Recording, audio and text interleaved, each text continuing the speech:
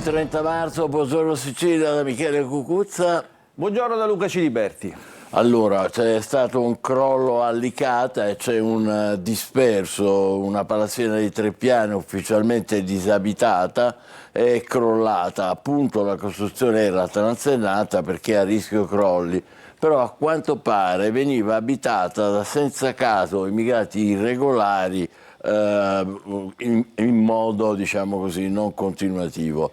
A un certo punto è stato dato l'allarme dal 112 da un extracomunitario, ha detto eravamo in 3, in 2 ci siamo salvati e il terzo ha detto non so dove sia. Lo conferma anche il sindaco di Licata, Angelo Balsamo, che dice effettivamente c'è un disperso, i soccorritori e le forze dell'ordine non hanno trovato però sul posto quest'uomo. Oggi nel nostro Buongiorno Sicilia avremo in collegamento l'attrice Ornella Giusto, poi in studio il collega Giuseppe Petralia, che si autodefinisce reporter per caso, ma perché ha scritto un libro che si intitola così, e poi ricorderemo che sabato comincerà a Catania, sabato vigilia di Pasqua, la caccia alle uova di Pasqua alla Villa Bellini. Prima di tutto lo stop ai ristori regionali per il ciclone Harry e la frana di Niscemi. Ne abbiamo parlato nei giorni scorsi, è una decisione controversa, la giunta Schifani parla soltanto di tecnicismi, le opposizioni sono in forte allarme, le imprese e naturalmente i gestori degli stabilimenti balneari altrettanto. Vediamo. Il leader del Movimento 5 Stelle, Giuseppe Conte, non le manda a dire sull'impugnativa del Consiglio dei Ministri ai fondi regionali stanziati per l'emergenza maltempo per il ciclone Harry e il caso diventa subito nazionale. Ma come l'Assemblea siciliana dà un segnale importante per famiglie che io ho visitato e incontrato, con cui ho parlato, sono in difficoltà sulla costa orientale, a Niscemi, è una situazione drammatica e addirittura il governo non solo non interviene tempestivamente, non solo Musumeci non si assume le sue responsabilità di spiegarci come mai, ad esempio, a Niscemi non si è intervenuti per tempo e addirittura si permettono di impugnare i fondi stanziati per le famiglie in difficoltà, per le imprese in difficoltà. Questa, ripeto, è una sconcezza morale e politica. I ristori ammontano a quasi 41 milioni di euro. Molti di questi contributi sono già stati erogati, mentre di recente il bando è stato riaperto per erogarne altri. Inevitabile la preoccupazione dei beneficiari che temono adesso di dover restituire le somme già spese di fatto. Tecnicismi. Le norme impugnate riguardano l'esenzione della presentazione del DURC e l'esenzione del pagamento dei canoni di concessione del demanio di competenza regionale. La Regione siciliana con una nota spiega che l'impugnativa non riguarda l'impianto complessivo degli interventi ed è già al lavoro per i correttivi con Roma, ma la notizia viene strumentalizzata politicamente nonostante le rassicurazioni dei partiti di governo. Le opposizioni attaccano Schifani e Meloni e parlano di 2 pesi e 2 misure. Vediamo un po', Luca, i quotidiani di oggi. Allora, oggi proprio sui ristori, insomma, si ragiona perché il tema, come abbiamo sentito dal servizio, è quello che, diciamo, chi ha ricevuto i ristori potrebbe, almeno ha il timore di perdere, insomma, questi ristori stessi. Oggi troviamo sul quotidiano La Sicilia, insomma, un passo avanti su questa vicenda, quindi il titolo è I ristori impugnati, si lavora a una exit strategy politica. Il governo nazionale si rivolta alla consulta ma prepara la deroga per tutte le regioni colpite dal ciclone Harry, che ricordiamo non è solo la Sicilia ma anche la Sardegna e la Calabria. Nel pezzo, allora, c'è una strada politica e l'altra giuridica. L'impugnativa, insomma, per superare questa impugnativa davanti alla Corte Costituzionale. Diciamo, la questione politica, eccola qua. Il governo nazionale sembra intenzionato a inserire la deroga per tutte le imprese danneggiate nelle 3 regioni, esonerandole, insomma, dalla presentazione del DURC, che era questo il tecnicismo di cui si parlava. Sì. Quindi questa soluzione, diciamo, se così fosse, supererebbe anche la questione burocratica. Se non fosse così, la partita tornerebbe soltanto giuridica, con i relativi lunghi tempi di risoluzione. Nel frattempo, nelle more, spiega l'avvocato generale della Regione Giovanni Bologna, che è questo in foto, la norma regionale si può applicare, quindi non ci sono sono problemi per i ristori già assegnati e i dirigenti possono continuare a esitare le pratiche. Quindi la Regione dice si può andare avanti, dice noi risolveremo tutto anche tecnicamente, quindi nessun problema, quindi a tranquillizzare appunto chi è stato colpito e quindi chi ha ricevuto già i ristori. Ma c'è chi naturalmente continua ad avere dubbi, uno di questi è Ismaele Lavardera, deputato siciliano che scrive sui social naturalmente, e l'altra notte si è trovato con sorpresa un post anche di Giorgia Meloni e da lì è nato un botta risposta notturno. Vediamo. Stanotte la Premier Meloni evidentemente non ha gradito il mio video e proprio mi ha scritto: questo è un modo vergognoso di fare politica, il cambiamento puntini puntini. Un botta e risposta inaspettato tra Ismaele Lavardera e Giorgia Meloni. Tutto nasce da un video pubblicato su Facebook dal deputato di Controcorrente che aveva criticato l'impugnativa da parte del governo della legge regionale che destinava ristori ai territori dell'isola colpiti dal ciclone Harry, definendola una ritorsione nei confronti di una regione che ha maggiormente votato no al referendum. Attorno a mezzanotte, come racconta lo stesso Lavardera, la Premier Meloni gli invia un messaggio su WhatsApp dove si legge: la ritorsione? Io veramente non ho parole. E ora che faccio quindi? Mi metto a impugnare le leggi di quasi tutte le regioni italiane? Che modo vergognoso di fare politica. Il cambiamento. Io non accetto lezioni di morale proprio da nessuno, tantomeno da Giorgia Meloni, che dovrebbe guardarsi all'interno del suo stesso governo in Sicilia e utilizzare lo stesso metodo che ha utilizzato su Roma. Perché Santanchè sì, Del Mastro sì e la varia Amata e Galbagno in Sicilia no? E questa è una domanda ovviamente che dovrà rispondere soltanto Giorgia Meloni. Il clima resta teso nel centrodestra dopo la vittoria del no al referendum, con le opposizioni che anche in Sicilia chiedono di tornare alle urne. Il referendum è stato un primo segnale di sfratto, un avviso di sfratto mandato a Schifani. Siamo soltanto all'inizio di una disfatta, una Caporetto che è dietro l'angolo. Ma Luca, i quotidiani parlano di questo scambio certo, notturno? È una notizia che chiaramente ingolosisce ovviamente tutta la cronaca, soprattutto quella nazionale. Qui siamo sulla Sicilia, che riporta in un box quanto ha raccontato Lavardera, quindi il caso su WhatsApp, mi ha scritto vergognoso.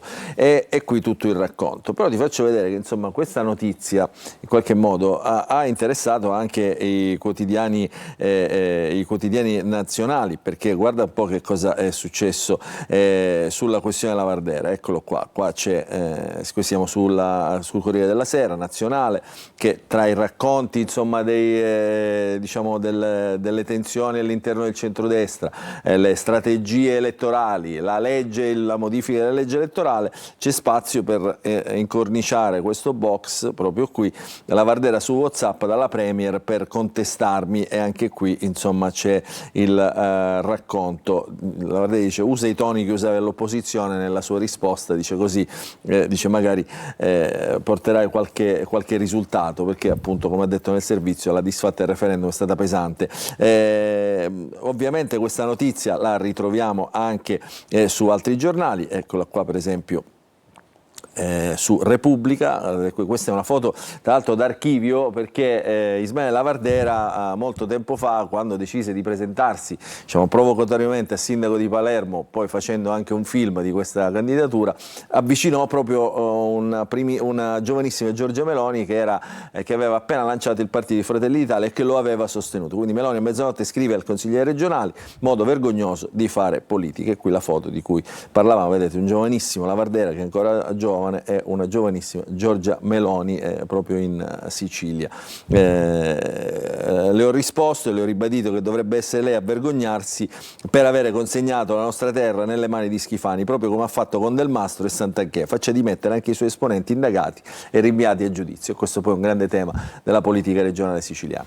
Grazie Luca, andiamo avanti con altre notizie. Io manderei qui adesso il servizio sui pensionati, lo dico anche ai colleghi della regia, perché si lega naturalmente in maniera diretta alla vicenda che abbiamo appena esaminato, cioè arrivano o non arrivano i ristori. Se arrivano i ristori migliorano le cose in Sicilia, poi ci sono quelli come i pensionati che hanno comunque delle difficoltà, e da quando è cominciata la guerra in Iran, le loro cose sono peggiorate. Ascoltiamone alcuni.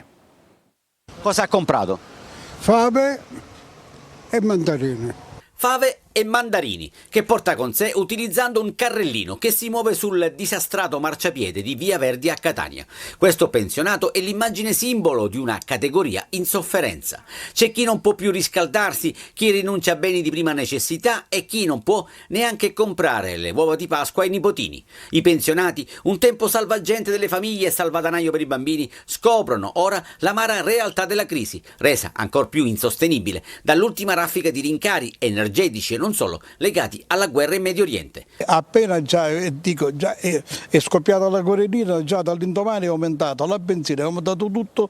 Per il popolo degli invisibili, così almeno si definiscono, sono davvero tempi duri. È una Pasqua, diciamo così, di fame, in quanto siamo a pochi giorni dalla Pasqua e non ci sono neanche soldi per poter comprare l'uovo di Pasqua ai nostri nipotini. Dobbiamo risparmiare, chiudere. Ci prendiamo il freddo, però si pagano sempre ugualmente le tasse. Qual è l'ultimo lusso che si è concesso? L'ultimo lusso mi sono concesso che i miei figli hanno fatto il compleanno e ci siamo andati a mangiare una pizza. E scende in campo Alleanza Pensionati che chiede di calmierare i prezzi. I pensionati hanno bisogno di altro. Chiediamo subito un intervento che possa essere un paniere sui beni di prima necessità. Poi la proposta. Lanciamo un bellissimo progetto. Negozio amico, un negozio dove sarà fatto uno sconto ai pensionati che vengono ad acquistare. Un piccolo aiuto per cercare di fronteggiare la crisi. Rispetto e riconoscenza per chi ha contribuito al boom economico e al miracolo italiano sarebbero d'obbligo. Non è male certamente questa idea dello sconto per i pensionati, ma vedremo chi e quanti aderiranno a questo progetto.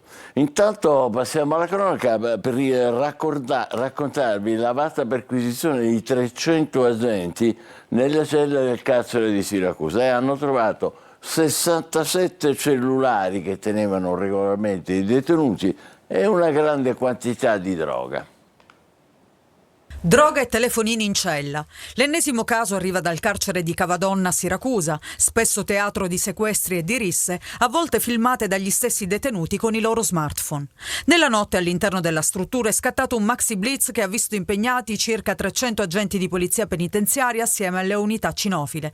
I poliziotti hanno setacciato l'intera struttura dove hanno ritrovato una grande quantità di sostanze stupefacenti e 67 cellulari. Questa è la prova provata che il sistema carcere ha bisogno di interventi invasivi come quelli che sono stati fatti questa notte e la carenza di personale purtroppo non rende possibile queste operazioni. Infatti si sono movimentati unità di polizia penitenziaria da tutta la regione per poter effettuare questa operazione di polizia. Il sindacato denuncia che mancano almeno 1000 agenti, 100 ispettori e 100 sovrintendenti in strutture sempre più sovraffollate. Il carcere di Cavadonna attualmente ospita 650 detenuti. Senza uomini purtroppo la sicurezza decade e se decade la sicurezza si possono introdurre telefonini, droga e altri strumenti. Sui fatti la Procura di Siracusa ha aperto un'inchiesta. Tra le possibili conseguenze dell'operazione ci sarebbero trasferimenti di detenuti verso altri istituti penitenziari. Adesso vediamo con Luca Siliberti le altre notizie della Sicilia.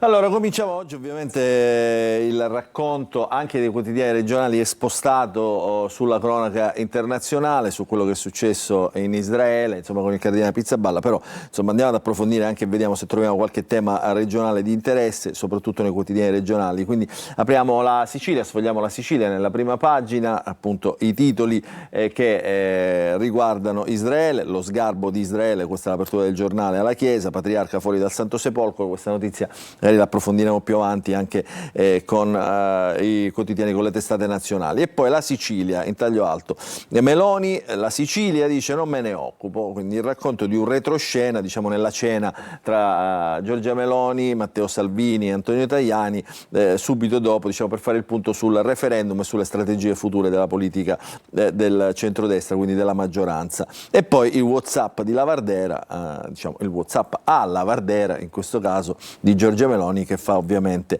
discutere. Nel governo si discute di rimpasto, la Premier riflette, tra l'altro tra i nomi c'è anche un senatore siciliano, tra i nomi diciamo che potrebbero entrare nel rimpasto dei ministri di Giorgia Meloni. Abbiamo parlato dei ristori, della exit strategy decisa con Roma, quindi il messo di spalla insieme alle altre notizie siciliane, perché si ritorna sulla frana di Niscemi. 2 relazioni che certificano le inadempienze di 30 anni, ritornano appunto, si ritorna a parlare di queste carte rimaste per molto tempo sepolte. Già nel 97 i tecnici del Comitato Tecnico Scientifico istituito dalla Protezione Civile Nazionale evidenziavano le anomalie del sistema idrico e fognario. Solo lo scorso anno sono stati avviati i lavori per il nuovo depuratore e le condotte delle acque bianche, quindi insomma un ritardo di quasi 30 anni. Allegria, la fotonotizia, questa poi la approfondiamo più tardi, diciamo, perché è una storia di quelle che quando succedono insomma non solo fanno riflettere ma creano ancora stupore, no? Perché è il racconto del ladro alla Lupin. Colpo grosso a Parma, rubati 3 quadri dal valore complessivo di 9 milioni di euro, è un Renoir, un Cézanne e un Matisse, il meglio diciamo dell'arte. Qua ce n'è uno dei quadri trafugati, insomma adesso si cercherà, sono stati trafugati tra il 22 e il 23 la notte, il 22 e il 23 marzo, quindi insomma vedremo cosa succederà. Questo è il quotidiano La Sicilia, andiamo a vedere la prima pagina e poi torniamo negli approfondimenti. La prima pagina del giornale Sicilia. Anche qui l'apertura è dedicata allo sgarbo di Israele contro la Chiesa, quindi con la chiusura del Santo Sepolcro. Troviamo altre notizie che riguardano il Papa ieri costretto a cancellare alcuni riti della Settimana Santa, che è cominciata appunto ieri con la Domenica delle Palme.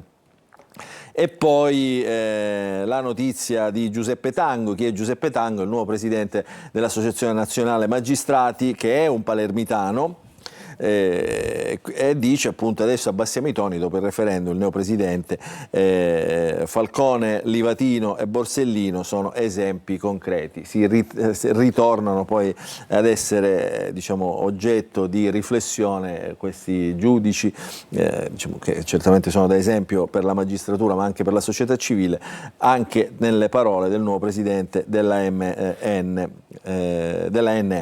Poi Kimi Antonelli, anche qui diciamo, il pilota italiano trionfa per la seconda volta consecutiva in un Gran Premio di Formula 1, trionfa anche in Giappone per il pilota bolognese, quindi giovanissimo, 19 anni.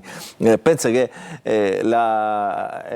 in Giappone è vietato il consumo di alcol fino a 20 anni, lui ha 19 anni, gli hanno dato per brindare una bottiglia analcolica, quindi è brindato con uno spumante, con uno champagne analcolico, questo almeno è quello che raccontano poi i giornali. Ancora la Meloni, spunta il nome di Luca Zaia, l'ex governatore, che adesso potrebbe entrare nella squadra di Giorgia Meloni, quindi in un rimpasto che dovrebbe poi calmare anche le acque nella coalizione di centrodestra. La Gazzetta del Sud, anche qui vedi, sto facendo vedere le prime pagine, diciamo, perché tutti si concentrano su questa notizia che catalizza l'attenzione insomma di tutti i quotidiani italiani. Israele blocca Pizzaballa ed è bufera. L'ipotesi di rimpasto con il nome di Zaia, anche qui quindi notizia nazionale. Lo sport, domani l'Italia si giocherà la qualificazione ai mondiali, quindi mondiali 2026, domani a Zenica, la notte prima degli esami per Gattuso e la sua squadra. Ma poi c'è un approfondimento diciamo interessante sulla Gazzetta del Sud di oggi, perché abbiamo parlato tante volte, ma è un trend in crescita. In Sicilia spariscono gli sportelli delle banche, quindi non ci sono più banche, sempre meno banche in Sicilia, un vero e proprio allarme nel report di Banca Italia. L'isola è agli ultimi posti nel paese, dati sempre più pesanti, appunto l'isola agli ultimi posti della graduatoria sotto più voci, a cominciare dalla platea dei comuni che hanno perso il servizio bancario. E questa notizia scusa Michele, la vediamo in pagina, eccola qua, con un articolo ben dettagliato.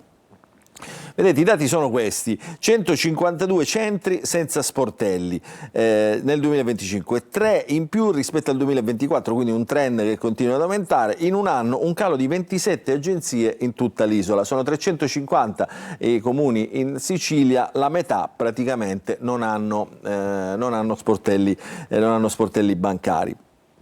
Ancora qui le polemiche sul ciclone, sui mancati fondi del ciclone Harry, l'abbiamo visto anche con la protesta di Conte, ma ci sono tutti i deputati del Movimento 5 Stelle, vedete, ciclone Harry, Movimento 5 Stelle, lo stop agli aiuti dalla Sicilia è una scelta grave. E poi rimaniamo nel messinese perché le olie diventano per il prossimo fine settimana e per i giorni a venire anche punto di riferimento per il turismo, quindi pronto per Pasqua il nuovo pontile di Vulcano, quindi insomma pronti anche le isole minori ad accogliere i turisti, stanno lavorando per questo.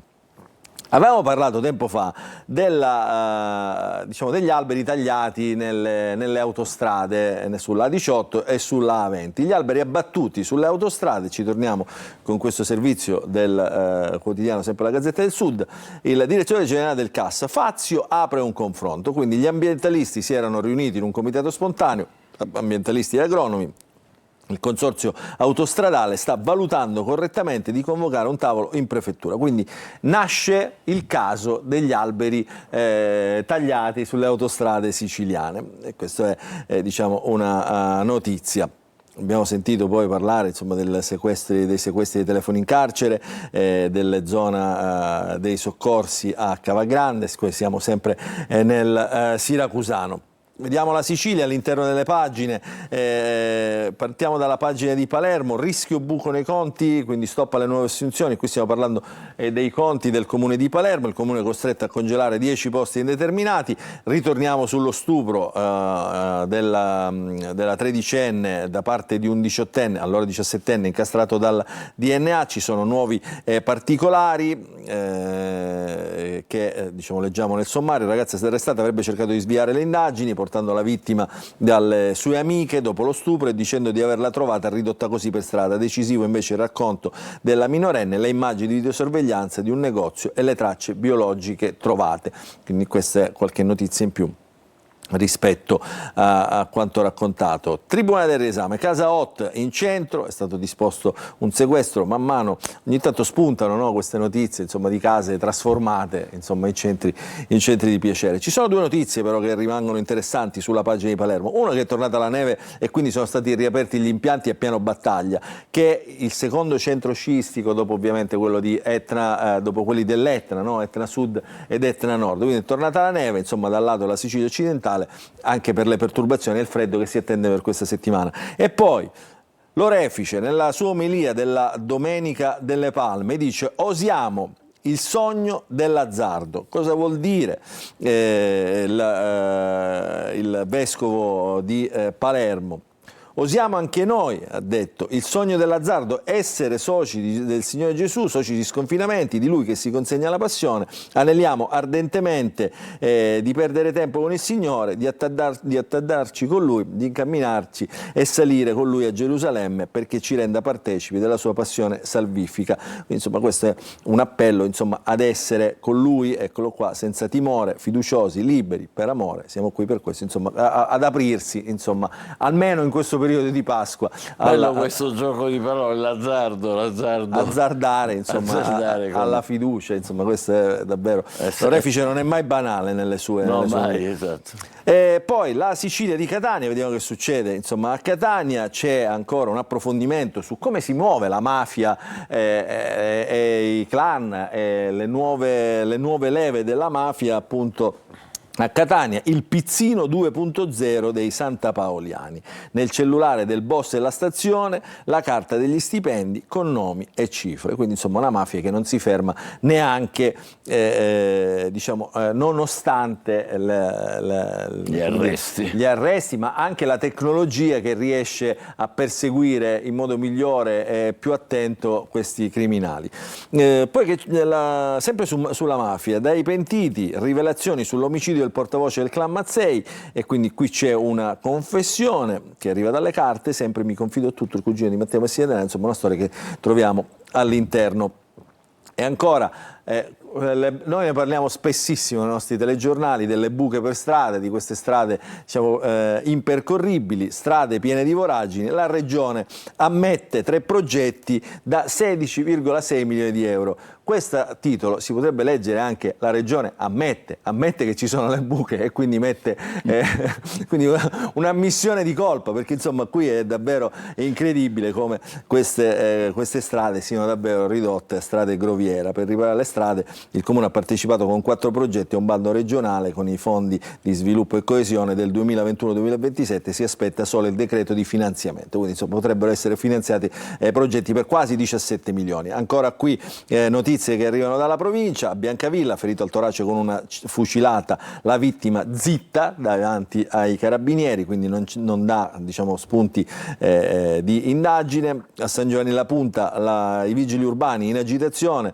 solo 5 agenti, e quindi qui si protesta nel comune, diciamo nell'Interland catanese. E poi pochi 3 milioni per la sicurezza, un'altra Niscemi va scongiurata, questo è l'appello del sindaco Roccuzzo, dopo appunto alcuni casi di emergenza idrogeologica che si sono verificati nel Calatino. Ancora giù, il sindaco di Sant'Agata di Battiati passa dal centrodestra al PD, insomma questo è un movimento diciamo, della politica locale, anzi localissima direi. A te Michele. Grazie Luca. A proposito di buche, andiamo a dare un'occhiata alle strade di Catania. È cominciata la settimana di Pasqua, vediamo un po', questo è Tondo Geni. Sì, il traffico è bello intenso, però insomma scorre. Sì, c'è molta... Questa è via Vincenzo Giuffrida, come vedete anche qui siamo in diretta, c'è molto traffico, però insomma poi questo è un semaforo pedonale, come è ovvio. Poi andiamo a vedere ancora, ecco, la circonvallazione, vedete, è proprio piena, sì, si capisce che siamo nella settimana di Pasqua. E poi vediamo, che bello, questo è l'Etna pieno di neve. Giustamente Luca ci ricordava che a Piano Provenzano si scia, ed è veramente una bellissima immagine, anche se il cielo non promette nulla di buono. Andiamo a vederlo da Taormina, infatti conferma cielo nuvoloso e chissà, speriamo che non ci siano altri guai in arrivo. Invece il mare è calmo e l'immagine è stupenda, peccato che non ci sia il bel tempo, non ci sia il sole. Dopodiché facciamo una breve pausa e poi torneremo con la rassegna stampa dei quotidiani nazionali, ancora con Luca Ciriberti. State con noi.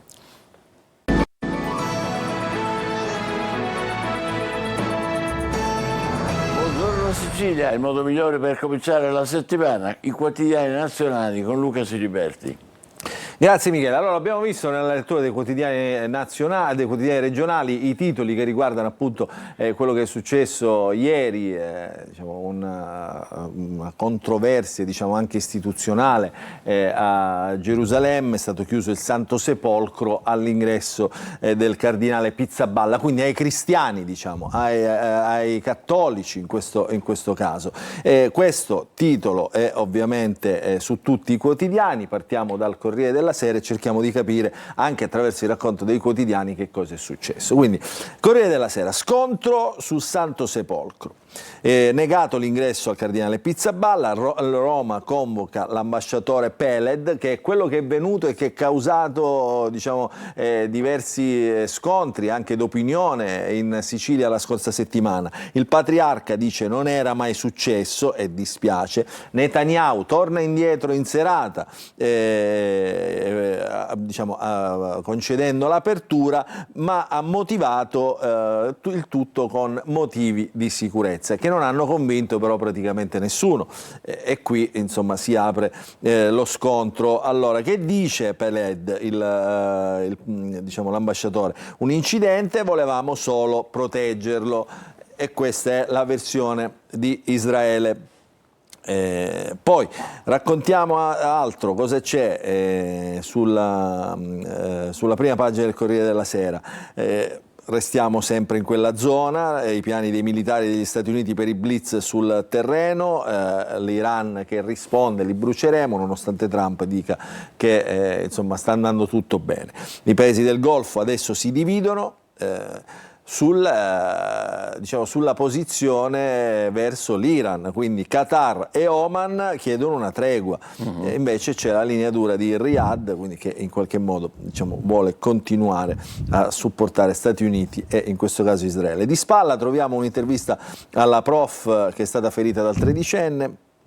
Dice: mi mancano i miei alunni, non vedo l'ora di tornare. Questa professoressa aggredita all'interno della scuola. Speriamo sia meglio. Lavorava, sì, almeno le notizie che ci arrivano dicono questo, sta meglio, insomma non è più in pericolo di vita. Poi la legge elettorale, l'obiettivo della Premier Giorgia Meloni, quindi si va avanti nonostante la sconfitta del referendum. Nell'occhiello c'è un titolo che interessa Forza Italia. Adesso Tajani, che è stato messo in discussione, vedrà Marina Berlusconi, quindi si incontreranno, vedremo cosa succederà nel partito che fu del Cavaliere, e poi che è ancora della famiglia Berlusconi, quindi insomma un tema, diciamo, da certamente approfondire anche nelle prossime settimane, nei prossimi giorni. E questo è Kimi Antonelli, che ha vinto il Gran Premio del Giappone. Vediamo Repubblica, vediamo qualche altro quotidiano nazionale e poi entriamo per capire cosa sta succedendo in Israele. Il divieto shock è più diretta, il quotidiano La Repubblica. Impedita al cardinale Pizzaballa di celebrare la messa nel Santo Sepolcro per ragioni di sicurezza, dicono i diplomatici. La Chiesa ovviamente protesta, il governo convoca l'ambasciatore, Netanyahu ci ripensa e concede l'accesso immediato. Ma perché? E qui Repubblica lo mette in pagina. Perché è sgradito Pizzaballa? Perché Pizzaballa pronunciò delle frasi a favore di Gaza, e qui è nel titolo, vedete, il cardinale è sgradito per le frasi su Gaza. E quindi qui è il nodo della questione, non è più una questione di sicurezza, né una questione di culto, perché insomma nella settimana santa pensate che impatto ha avuto a livello mondiale questa scelta nel giorno della Domenica delle Palme, quindi a una settimana dalla Pasqua, nei luoghi che celebrano e che la storia del cristianesimo raccontano come i luoghi in cui è nata appunto la religione cristiana e cattolica. Quindi quando è arrivato per la prima volta a Gerusalemme il 7 ottobre del 1990 non avrebbe mai pensato che sarebbe rimasto così a lungo, e invece nella città santa Pierbattista Pizzaballa non se n'è mai andato, diventando il volto della Chiesa Cattolica in uno dei periodi più difficili in Terra Santa. E questo è il racconto che c'è di questa vicenda. La politica di casa nostra, ci sono due interviste, una a Guido Crosetto, ministro della difesa, lo hanno stimolato anche su un possibile voto anticipato, siccome non sono ancora pronti nel centrodestra, la voce univoca è no, non si può votare, non si può anticipare il voto, siamo in tempi di guerra, quindi non sarebbe opportuno. Questa è la posizione Crosetto, quindi posizione Meloni in questo momento. Conte invece, che è dato da tutti i sondaggi come persona più conosciuta, persona più influente all'interno del campo largo, dice: ecco come sceglieremo il leader per battere la destra, quindi torna sulle primarie. In queste due interviste, diciamo, che chi vuole può approfondire negli approfondimenti appunto che propone il giornale. Andiamo a vedere invece La Stampa, eccolo qua: Israele ferma Pizzaballa offendendo, e sono offesi tutti i cattolici, e poi i piani dei Marines, quindi Trump che non si ferma per lo sbarco in Iran,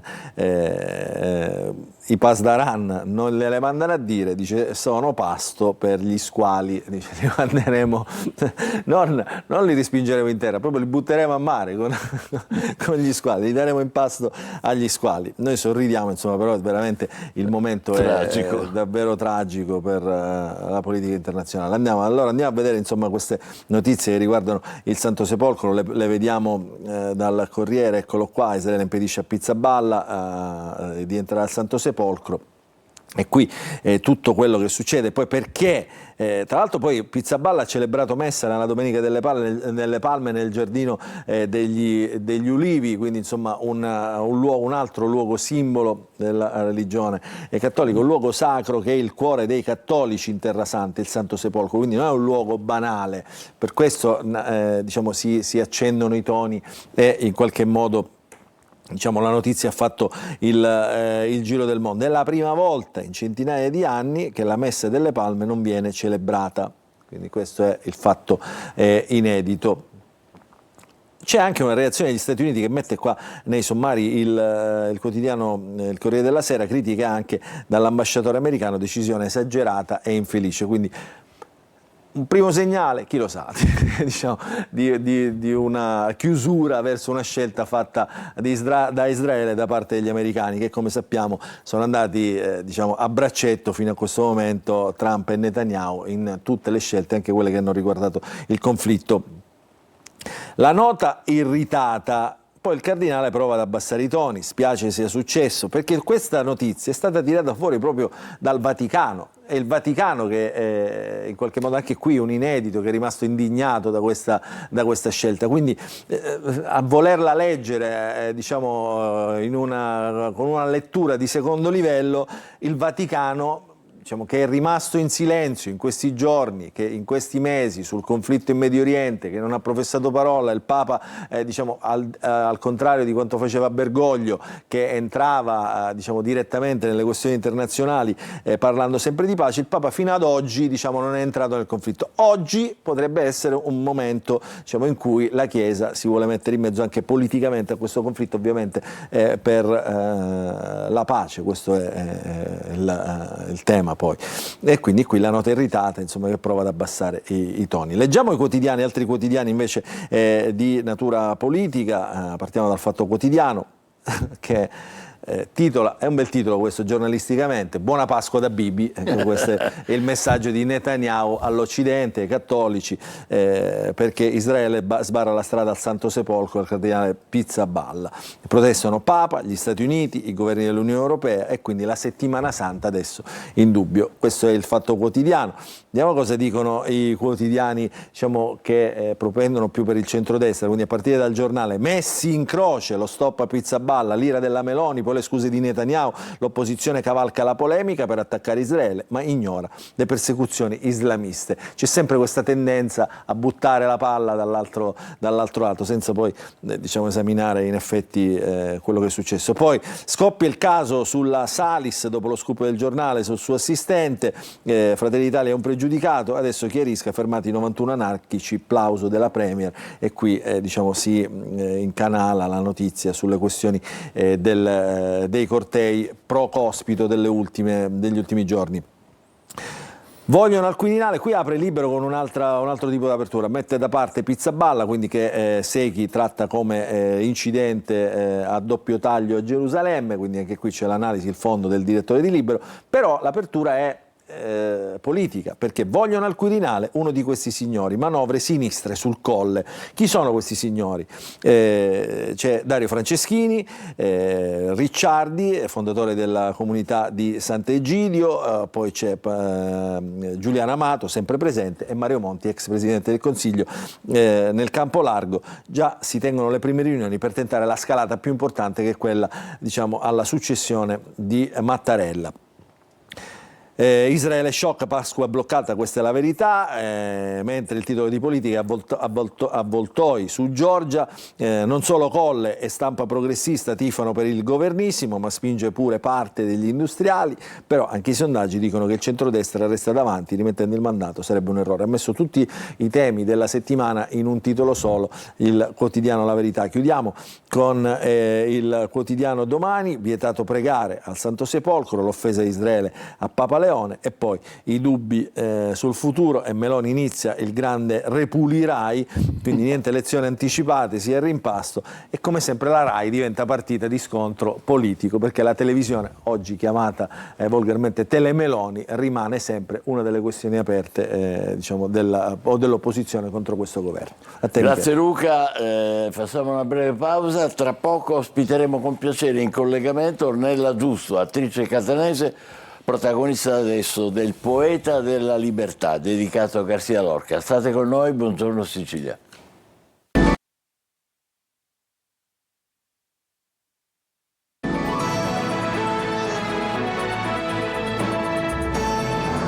Buongiorno Sicilia, diamo il benvenuto, anche se in collegamento, a Ornella Giusto, attrice catanese importante, l'abbiamo apprezzata su Rai 1 nel Paradiso delle Signore, ieri sera è stata ospite di Sottovoce con Marzullo e adesso è protagonista dalle nostre parti del Poeta della Libertà. Vediamo se riusciamo a collegarci, è un omaggio questo qui a Federico García Lorca, celebre poeta e drammaturgo andaluso, che è autore di Nozze di sangue, Yerma, La casa di Bernarda Alba. e che fu fucilato dalla dittatura franchista. Vediamo se c'è oppure andiamo avanti con... Buongiorno, benvenuta! Non c'è l'audio adesso, a poco ci arriviamo. Prima il video e poi l'audio. Mi sente? Accenda l'audio per favore. È Ornella Giusto che il 19 aprile sarà di scena a Sant'Agata dei Battati. Poi le chiederemo anche quali altre date ci sono e che riguardano la Sicilia. L'abbiamo perduta del tutto? Chiedo alla regia. Che mi dite? Va bene. Aspettando Ornella Giusto, che speriamo si possa come dire, al più presto avere in collegamento, diamo un'occhiata al tempo.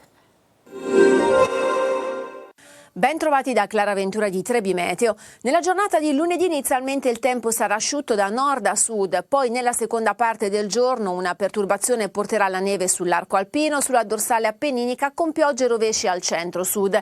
E dunque anche in Sicilia inizialmente prevarrà il sole con cielo poco nuvoloso, ma guardate, nella seconda parte del giorno e più nelle ore centrali della giornata avremo qualche isolato fenomeno sul versante ionico e nelle aree interne, ma le temperature massime non subiranno variazioni e si arriveranno a toccare ancora i 16-17 gradi. Situazione meteo che invece tenderà a cambiare nella giornata di martedì. Avremo proprio questa perturbazione che sarà intensa, porterà piogge e rovesci piuttosto diffusi con temporali anche di forte intensità. Attenzione al vento che soffierà sostenuto sulle coste, ma si farà sentire anche nelle aree interne e i valori massimi saranno in calo. Tutti i dettagli sull'app di Siciliaweb.it si rinnova. Più informazione, notizie in tempo reale, i telegiornali, gli approfondimenti e le dirette di Antenna Sicilia e Telecolor. Più passione, lo sport e il Catania raccontati come nessun altro. Più emozione, con i grandi eventi in diretta e con l'intrattenimento delle nostre produzioni TV.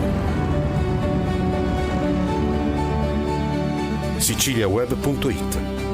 Ogni giorno, in libertà, ovunque tu sia, con un click. Siciliaweb.it. Connessi con il tuo mondo.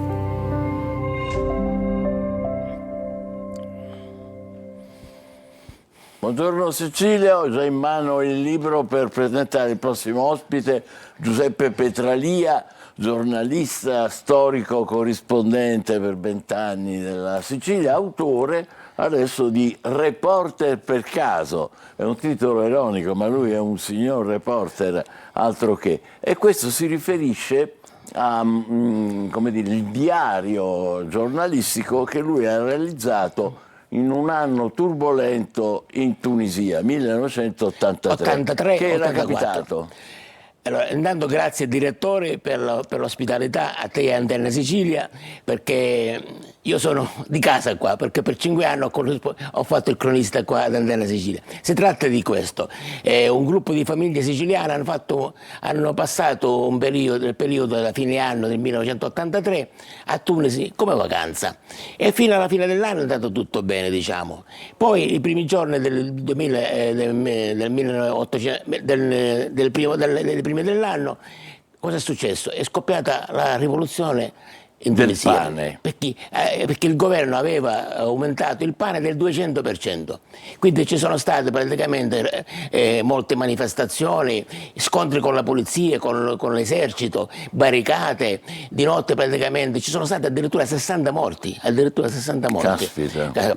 Io trovandomi là praticamente mentre andavamo in giro, diciamo, per la Tunisia, sono stati addirittura aggrediti da un gruppo di manifestanti e ci siamo salvati perché ci siamo rifugiati in un albergo, ma per fortuna non è successo niente perché i camerieri hanno bloccato tutto, ma un bambino di Catania che si trovava con noi è stato colpito da una pietra perché hanno buttato pietre contro l'albergo, contro tutto quanto. Poi siamo andati a Toser, dove praticamente siamo stati bloccati là per una settimana, per alcuni giorni, perché i manifestanti stavano arrivando là e ci minacciavano. Per fortuna che il ministro degli interni ci ha mandato un aereo e ci ha riportato un'altra volta a Tunisi e quindi ci ha portato in un posto sicuro. Cosa è successo? Che un reporter come Giuseppe Petralia non si è lasciato sfuggire l'occasione. Io ho telefonato al giornale dicendo io sono qua, siccome hanno chiuso a tutti i giornalisti dell'estero, non l'hanno fatto entrare. Quindi tu eri l'unico? Ero l'unico. E allora a un certo punto il caporedattore di Stefano mi ha detto come subito, mandaci subito la notizia. E allora io con la guida di sera sfidando praticamente, sono stato un incosciente perché di sera col coprifuoco andavo in giro per prendere notizie e rientravo all'albergo e dettavo i pezzi sul giornale che poi l'indomani uscivano sulla Sicilia.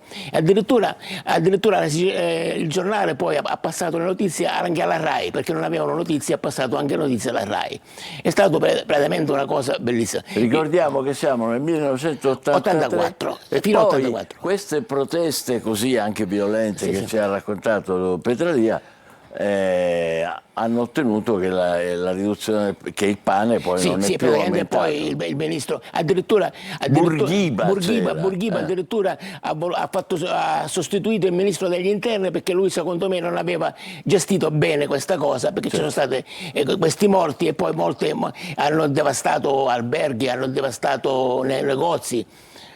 Allora è una storia poco nota per noi che diciamo così non frequentiamo, ormai poi sono passati tanti anni, però è bellissimo che un giornalista che era in vacanza praticamente, era in vacanza con la mia famiglia e poi ci scrive su un libro.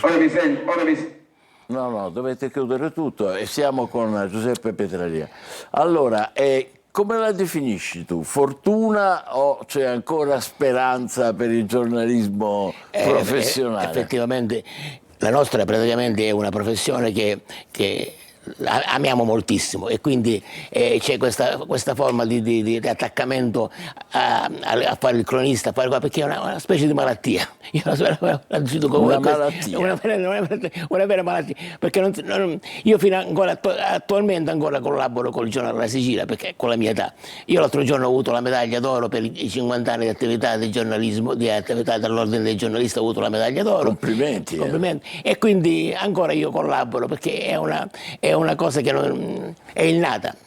Ma nonostante stiano cambiando i tempi in cui ormai effettivamente c'è molte difficoltà, abbiamo molte difficoltà. Quali sono le difficoltà? Io infatti dico ai giovani, perché io sono stato anche alla sua stampa e quindi i giovani ci dico, vedete che è una professione, è una bella professione, però i tempi sono cambiati, perché adesso con internet, con tutte queste cose, praticamente c'è una riduzione e poi ci sono queste cose che scrivono tutti su internet, dando notizie false e quindi bisogna anche praticamente regolarizzare questa cosa, perché sta andando la professione sta andando molto male. È difficile per la persona, la gente comune, distinguere le fonti certe, accertate, come facciamo noi giornalisti professionisti, dalle balle, i commenti, le cosiddette fake news. E quindi dipende che c'è un cambiamento totale, diciamo. Ma nonostante questo, quali sono le caratteristiche secondo te di un professionista, di un giornalista? Che deve avere più curiosità, più studio, più coraggio? Intanto bisogna tornare ancora, perché adesso si fa tutto quanto via attraverso i media, diciamo, bisogna tornare sulla strada, a prendere notizie direttamente con la gente, perché la cosa più bella è quella, avere il contatto con la gente, con la notizia e portarla poi al giornale o alla televisione, quello che è. Questa è la cosa più importante. È bellissimo, questa cosa. Io mi giravo le mattine, andavo all'ospedale, andavo dai carabinieri per prendere notizie, perché era la cosa più bella, avevi il rapporto diretto. Ora si fa tutto per telefono e quindi praticamente con computer e quindi praticamente. Ma tu i social li segui? Come? I social li segui? Sì, molto poco, diciamo, molto poco, ma li seguo per una questione anche di professionalità di cose, quindi li seguo. E quindi ma adesso sto attento. Sei sufficientemente inorridito o no? Inorridito per quello che leggo e per quello che scrive la gente, che veramente è una cosa. No, ma adesso a parte le battute ci preoccupano anche certi eccessi dei giovani. Recentemente abbiamo visto questo ragazzino che ha ferito gravemente la sua insegnante, secondo me preannunciando il tutto sui social e poi ha fatto ha filmato in diretta l'aggressione. Perché c'è questo del social praticamente è stato bisogna regolarizzarlo subito, semplicemente bloccare i ragazzi a 15 anni, fino a 15 anni di non toccare, di non usare i social. Perché questo l'ha detto ieri sera Valditara, il ministro dell'istruzione, ha detto la prima cosa da fare è vietare i social a chi ha meno di 15 anni. Sei d'accordo? D'accordissimo. Io ho un nipote di 12 anni e lui ancora purtroppo, io faccio una lotta, io come nonno faccio una lotta dicendoci ai miei figli di stare attento, di controllarlo e di stare attento perché è pericoloso, perché si fanno influenzare facilmente e quindi poi c'è l'emulazione. La gente vede quello che succede e poi cercano di fare la stessa cosa, quindi bisogna stare attento.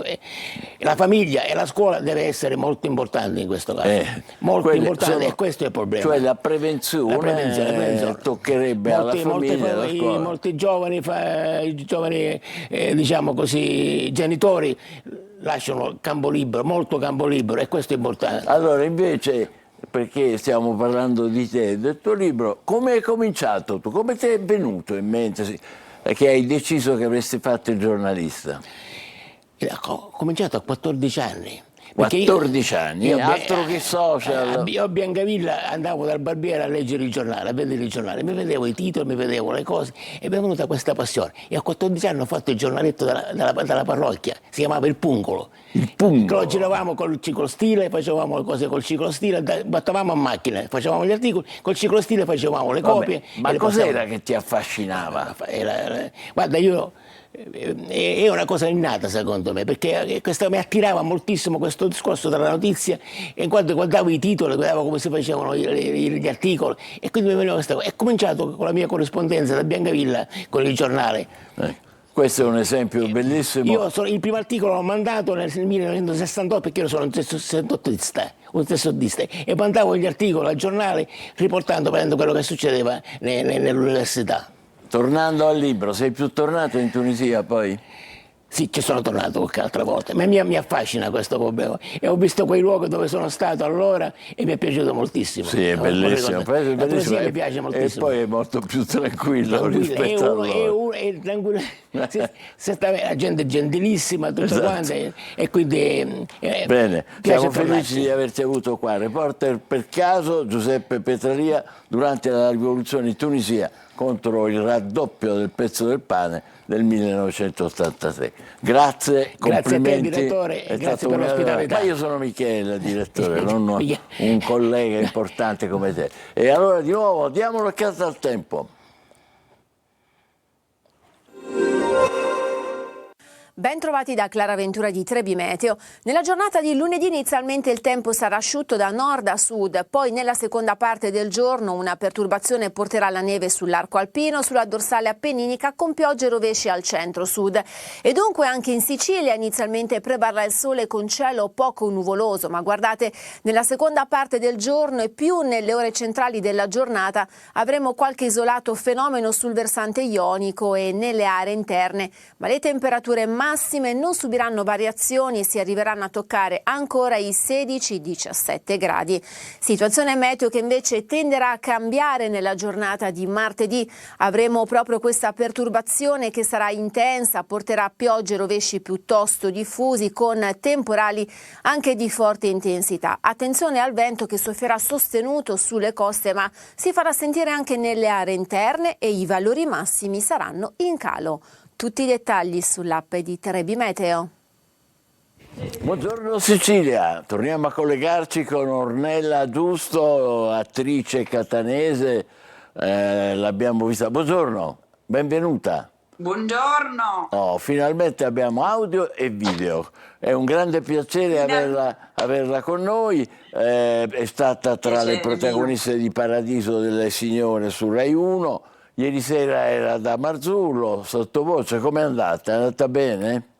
Ma è andata molto bene, molto bene. Poi Marzullo è sempre un gran signore, una persona Non c'è dubbio. splendida. Glielo chiedo perché Marzullo, benché registrato, va in onda molto tardi e per noi che ci alziamo presto Sì. la mattina è un po' complicato. Però è perché... molto seguita, Sì, non c'è la sua dubbio. trasmissione è molto seguita. Molto Poi... seguito, poi lui è un amico. Allora, invece adesso la nostra Ornella è protagonista del Poeta della Libertà, un monologo omaggio a Federico García Lorca. L'abbiamo detto prima, grandissimo poeta e drammaturgo spagnolo, andaluso, e ha fatto, noi l'abbiamo visto a teatro qua, anche a Catania, Nozze di sangue, La casa di Bernarda Alba, Ierma, e poi fu fucilato dalla dittatura franchista.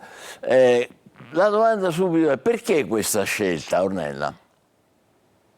Allora, ho scelto proprio Lorca perché io sono intanto un amante della poesia, sono proprio innamorata di tutto ciò che riguarda appunto la poesia e poi perché comunque Lorca, io ho sempre sfogliato le pagine di Lorca, i suoi libri quando io ero ragazzina, perché erano ce li ho proprio qui, sono due volumi così bellissimi, due bei volumi di poesie che erano di mia madre, ecco, che mia madre poi ha donato a me con una bella dedica e ho sempre, diciamo, ho avuto questo grande amore per Lorca. Poi nel tempo, diciamo, in un periodo di pandemia, nel periodo appunto della pandemia mi si è sprigionata ancora di più la creatività e da lì ho deciso di creare questo spettacolo, Il Poeta della Libertà.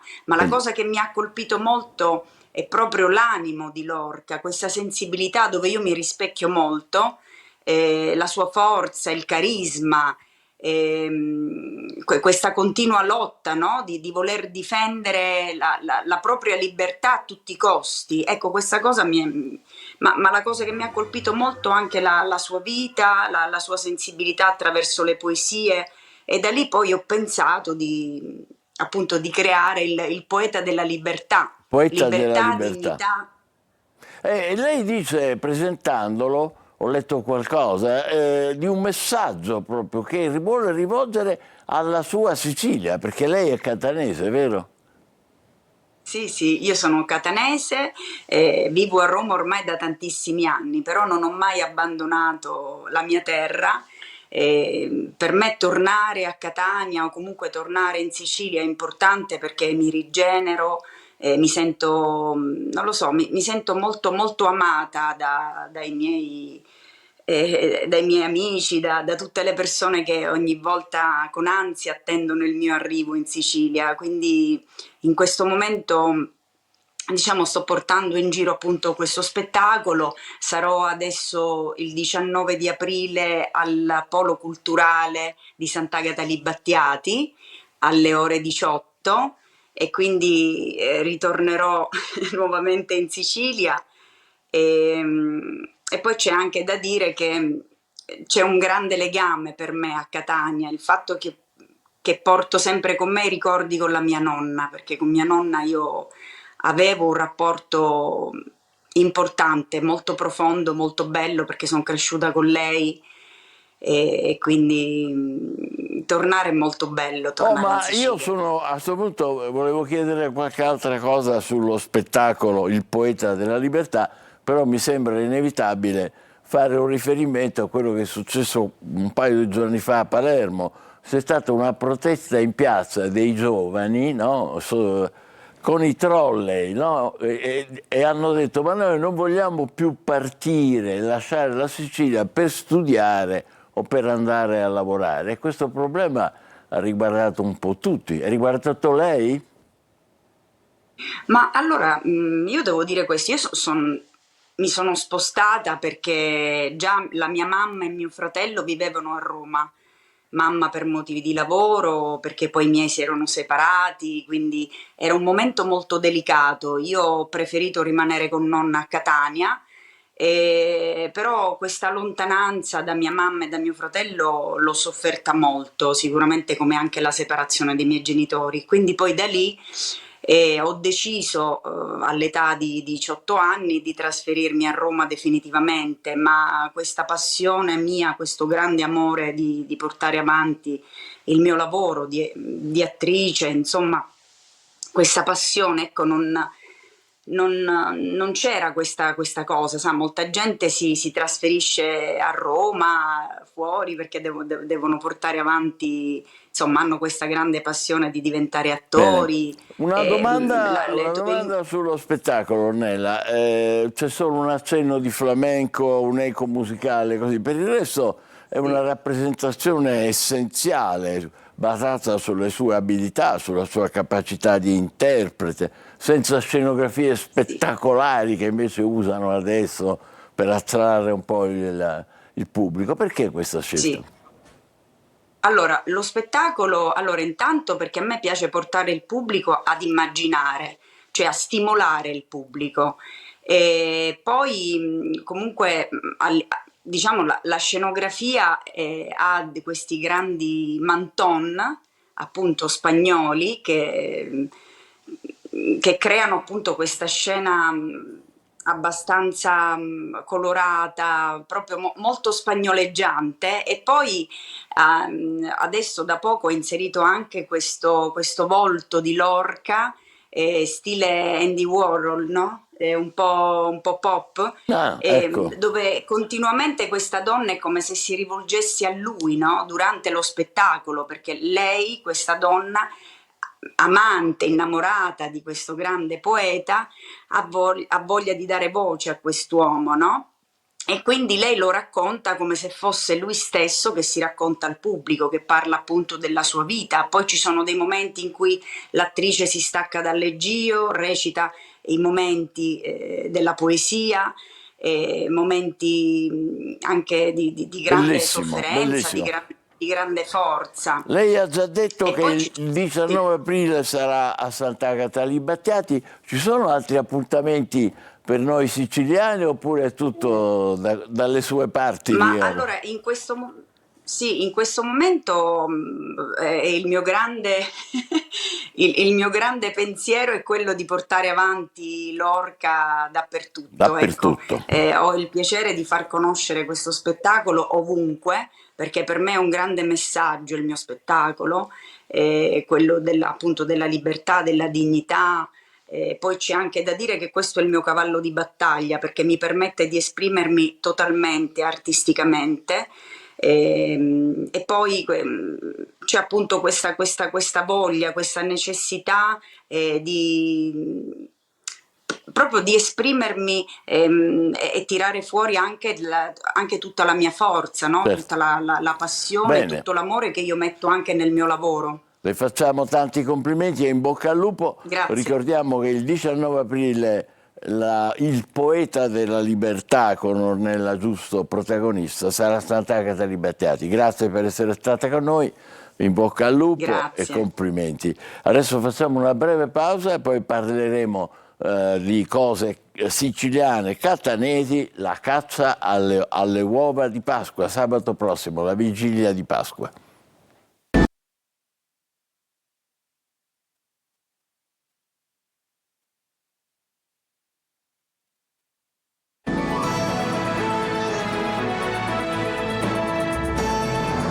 Allora, Buongiorno Sicilia riprende in chiave pasquale, naturalmente, vediamo se riusciamo a inquadrare un po', eccole qua. Lui è Giovanni Sant'Angelo, ideatore della caccia alle uova di Pasqua alla Villa Bellini di Catania, sabato prossimo, e queste sono le uova, queste sono di cioccolato, no? Sì, queste di cioccolato. E queste? Queste sono le uova, le 30.000 uova, guarda, prendine una, sì, che nasconderemo, quelle che poi i bambini dovranno cercare. Le nascondete quando? La notte del... Quest'anno il lavoro è diventato più impegnativo perché rispetto all'anno scorso che erano 12.000, quest'anno sono diventate 30.000. 30.000 uova? 30.000 uova. Abbiamo anche preso più spazi della Villa Bellini e quindi entreremo il venerdì notte. Quando la villa chiude noi entriamo a nascondere le uova. È molto bello questo, fantastico. Allora, è tutto per i bambini, le famiglie, è il modo migliore per festeggiare senza stare piegati sul proprio social. Quante uova può cercare un bambino di questi 30.000 uova? Allora, come ogni anno diamo qualche piccola regola che poi non viene rispettata, ma guarda, i primi a non rispettarla poi sono i grandi. Mi no? pare allora, giusto, diciamo mi pare sempre, giusto. Ecco, perché loro poi tornano a essere bambini, ma alla fine poi la missione è proprio questa. Allora, diamo la regola di cercare fino a un massimo di 10 uova. 10 uova. Sì, poi abbiamo creato l'anno scorso, per chi ha trovato più uova rispetto a bimbi che ne avevano trovate un po' meno, abbiamo lanciato il messaggio dell'amicizia e quello di essere anche, diciamo in un certo senso, generosi con i bambini che ne avevano trovate meno. Quindi alla fine, quando c'erano bambini che ne avevano tante, io ho detto ai bambini di darne qualcuna a chi ne aveva trovate meno, o addirittura a chi non ne aveva proprio trovate perché era arrivato tardi. Qui stiamo vedendo alcune immagini di bambini anche piccolissimi dell'anno scorso, l'anno scorso, giornata bella, speriamo che sia anche bella sabato. Ecco, vedete proprio il cestino simile a quello che abbiamo noi. Quest'anno però ci sono delle cose anche un po' diverse, adesivi premi, golden egg, pista curiosa, che sono? Allora, abbiamo creato come l'anno scorso la mappa, dove all'interno, questa mappa verrà consegnata ai bambini durante il loro arrivo, e all'interno abbiamo messo queste novità. Allora, una già c'era, che era l'adesivo Happy, che permette di vincere un pallone, c'è chi invece troverà un altro adesivo sempre per vincere altri gadget, e poi c'è l'uovo d'oro, il golden egg, che come l'anno scorso è un uovo d'oro che verrà nascosto in un punto della Villa Bellini. Che bello! L'anno scorso aveva un gran bel significato, perché io presi questo uovo e lo misi dentro una siepe, sai, una di quelle siepi che la gente non va a cercare, no? Perché era un po' più così, un po'.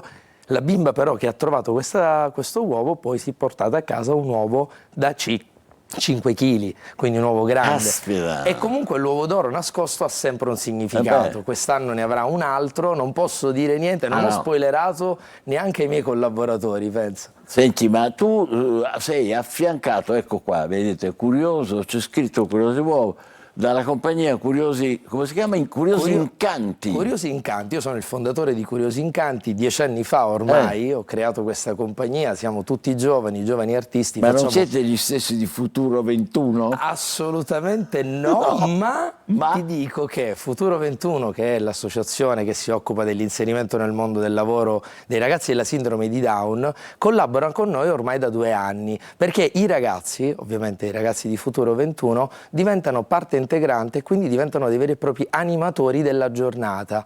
Perché non far credere a questi ragazzi che anche il mio lavoro, quello dell'animatore, quello dell'intrattenimento, può essere un lavoro per loro? E siccome l'anno scorso è andato strabene, guarda, questa mattina li aspetto tutti da noi in officina degli artisti, perché spacchetteremo queste uova e ti dico che quest'anno ce n'è una montagna incredibile. Ti metti al lavoro? Eh sì, iniziamo la preparazione perché ormai manca poco. Ricordiamo, sabato dalle 10 fino? Dalle 10 fino alle 13:30, perché dopo la caccia alle uova, dopo aver mangiato il cioccolato, perché poi alla fine apriremo un uovo al latte da 12 kg e lo mangeremo con tutti, il cioccolato non può mancare. Uno piccolino, 12 kg per tutti i bambini. Moltiplicato per 2, penso, perché sono 2/3, insomma, poi dipende. Dopo questo? Ci sposteremo nel piazzale delle carrozze per riscoprire, continuare a giocare come si giocava una volta. Ricordo che nel piazzale delle carrozze anni fa si faceva la corsa con i cavallucci, c'erano dei cavallucci di pezza. Era un gioco antichissimo, no? Noi stiamo portando un gioco semplice invece, che è quella della corsa delle uova. Saranno delle piste, semplicemente delle piste che noi andremo a fare, dove i bambini a gruppi faranno correre le uova con il mestolo. È presente il mestolo di legno? Ok, devono far correre questo uovo senza farlo uscire dalla pista. Sì, la corsa delle uova. Ne hai inventate una più, sì, dobbiamo ogni anno dobbiamo aggiungere sempre delle novità. Bellissimo. Famiglie, mi raccomando, preparatevi sabato mattina alla Villa Bellini, con un significato anche di solidarietà, come sempre, per questo evento. Sì. Ce lo vuoi dire? Il Curioso Uovo. Il Curioso Uovo è l'uovo che io dedico ai bambini dell'ospedale Garibaldi. Sì, perché questi bambini quel giorno non saranno presenti, e allora noi, con il ricavato della vendita di queste uova di cioccolato al latte, riusciamo a comprare giochi e attrezzature in base a quello che loro chiedono. Qualche settimana fa abbiamo fatto la consegna con il ricavato della scorsa edizione. Abbiamo comprato dei tavolini che servono loro per studiare quando a volte non possono alzarsi dal letto, ma anche gli scaldabiberon per le mamme, un otoscopio. Guarda, insomma, queste immagini si riferiscono proprio a quello che dici tu, no?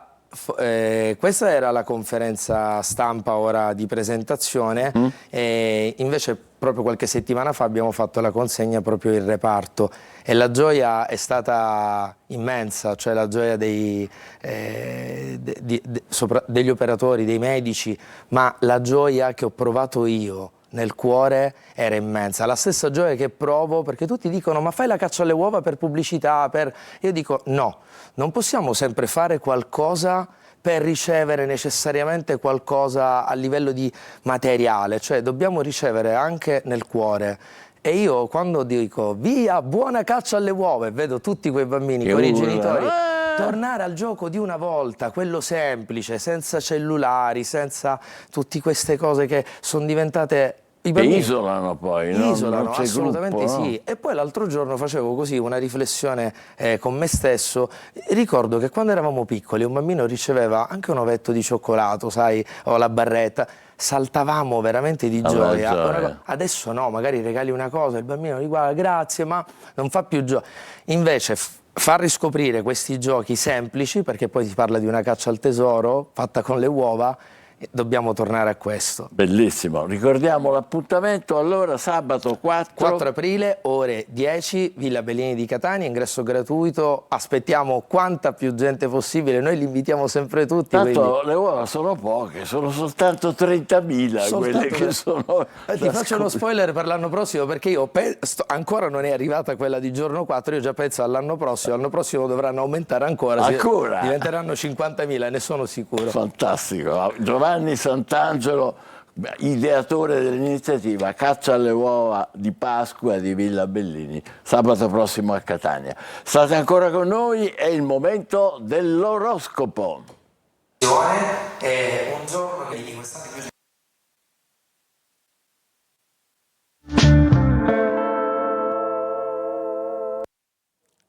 Allora, le uova sono in parte rimaste in studio. Marco, ci sei?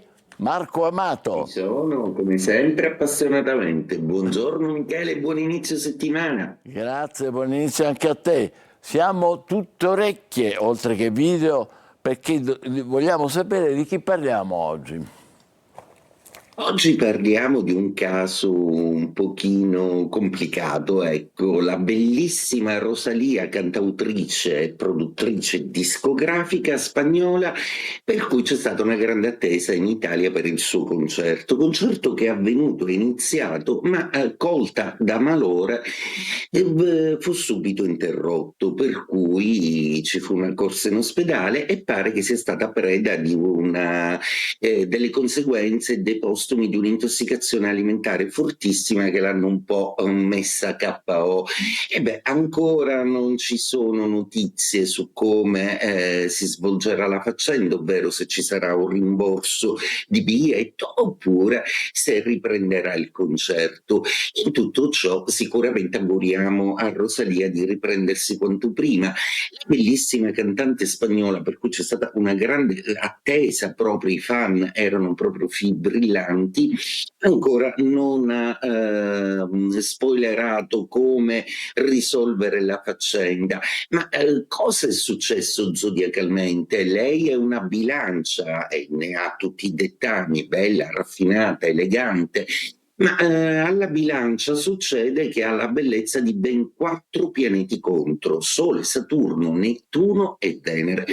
Tutti in Ariete, quindi in opposizione. Per la bilancia è un periodo un po' difficile, un po' complicato, per cui sicuramente si dovrà rendere conto un po' di alcuni limiti che riguardano la propria vita, cioè ciò che non si può fare più. I bilanci infatti sceglieranno in questo periodo della loro vita di lasciare perdere alcune cose che non riescono più a gestire. Questo vale sia per lavoro che per le relazioni.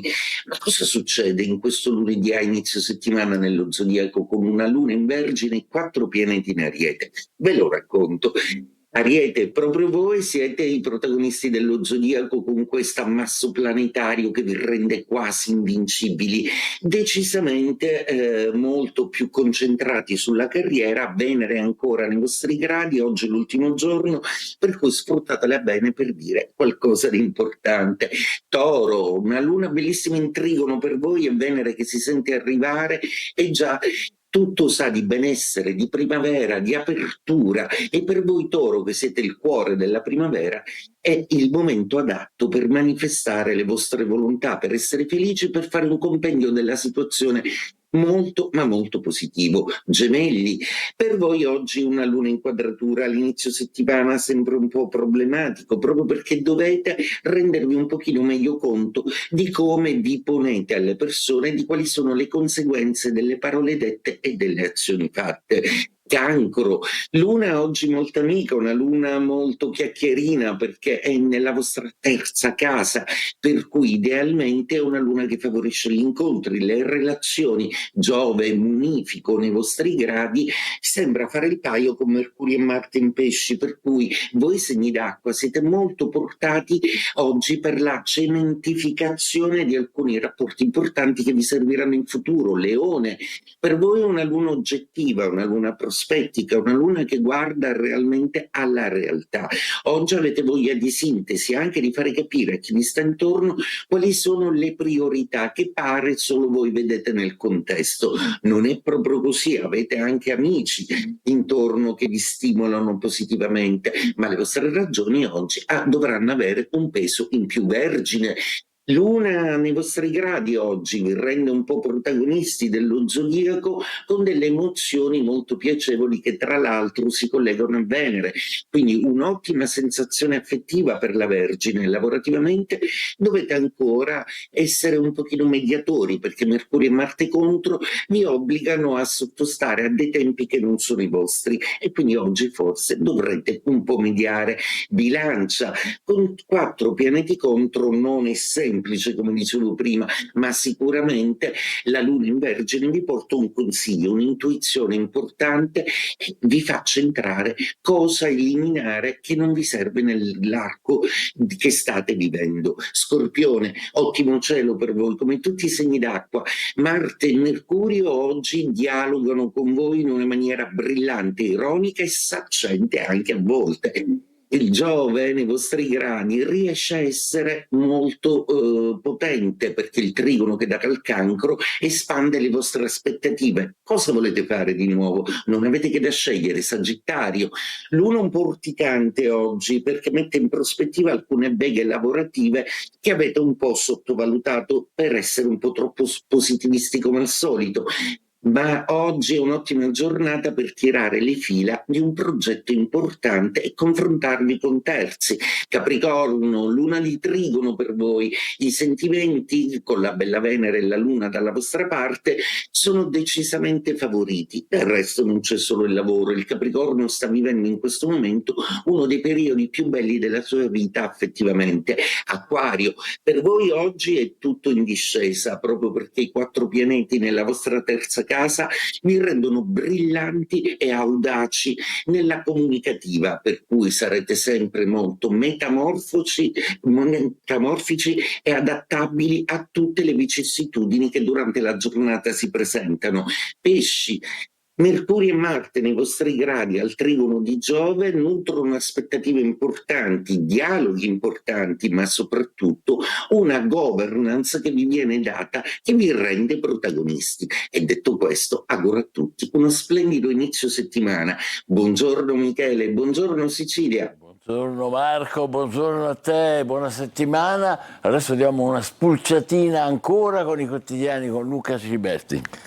Grazie Michele. Allora andiamo a vedere, abbiamo parlato prima di, diciamo nella prima parte, questo colpo milionario ai capolavori rubati, Renoir, Cézanne e Matisse. Eccoli qua i quadri nelle miniature, vediamo se riusciamo ad allargarli. Eccoli qua i quadri, Le Poisson, l'odalisca sulla terrazza e La natura morta con ciliegie. Tutti questi 3 quadri e complessivamente insomma valgono qualche milione di euro, un colpo milionario. Che cosa è successo e dove è successo? A Parma Il furto perpetrato in 180 secondi, sottolineiamolo in giallo così si vede meglio, i capolavori 3 minuti. 3 minuti. Un colpo che già dicono nel racconto passerà alla storia. Però il tema non è tanto il furto, che già siamo stati abituati a vederne anche di clamorosi. Il tema è che cosa succederà adesso a questi quadri. Ce lo dice un esperto, e lo leggiamo dalla Repubblica. Adesso per i ladri, dice l'esperto, sarà molto difficile vendere questi quadri, perché appunto c'è stato molto clamore mediatico. Potrebbero chiedere un riscatto, quindi come si fa insomma per diciamo, i sequestri. Parla Christopher Marinella, autorità nel recupero di arte trafugate. Ora la notizia è pubblica, quindi sarà complicato trovare gli acquirenti, perché ovviamente dietro questi furti, spesso su commissione, c'è un grande mercato. Prima di salutarci ti faccio vedere la notizia che riguarda la prof accoltellata a scuola. 2 notizie, anzi una. Il ragazzo non si è pentito. Quindi è questo davvero il tema. Nessun pentimento, dice io la volevo uccidere questa professoressa perché è colpevole di pregiudizi. Adesso insomma vedremo cosa succederà nel processo a questo ragazzo. Ovviamente i genitori e la famiglia è sotto shock. Chiudiamo qui. Grazie Luca, sì, eccolo qua l'articolo. Noi ci fermiamo qui, grazie per averci seguito. Buongiorno Sicilia, il notiziario vi aspetta alle 13. Grazie.